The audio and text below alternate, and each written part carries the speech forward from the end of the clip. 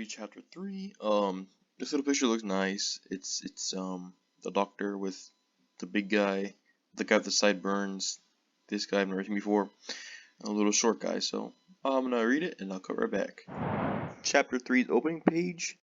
So I'm still reading and I really like this joke. He's like, "Do we have any weapons? This ain't no battleship. I got my pecker. That's enough to put the fear of God into man and beast."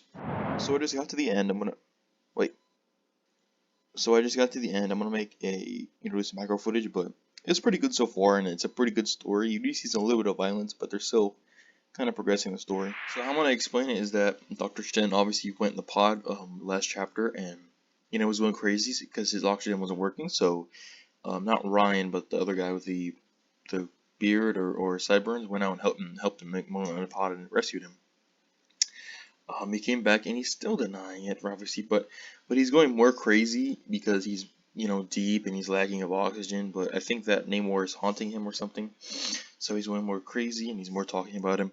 So we keep progressing where they arrive at the station, and they decide to obviously go in the station, but they don't know if they should go in with weapons or just unarmed. So they eventually grab harpoons and they walk in and it's a really bad scene.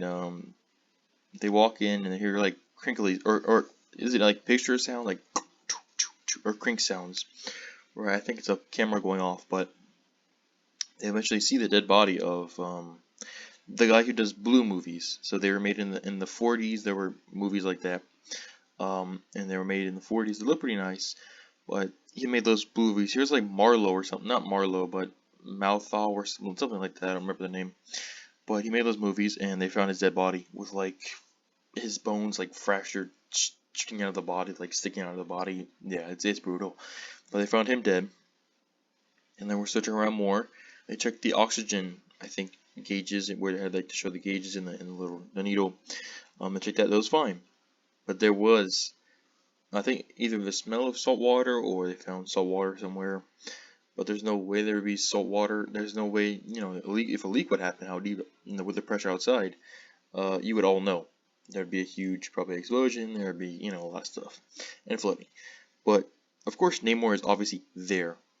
Namor is there. But they walk into the mess hall, and they see bodies just streamed everywhere. At least, and they said 7 people, 7 souls, 7 bodies. So 7 people died. Of course, but Namor freaking like broke their bones and just slaughtered them. So they're pretty shocked, and yeah. So they go on from there. I think they go back in their ship. No, they actually don't go back in their ship. I don't think. I'm trying to remember, but I know they go on from there, and they're still talking about, Of course, the doctor's like, "No, I will not fall for this," and no, I will concede to this. Obviously, he's still steadfast in his beliefs, and he doesn't want to compromise to believe it right. So we'll see where it goes on from there. I think the Dr. Shen is a good character.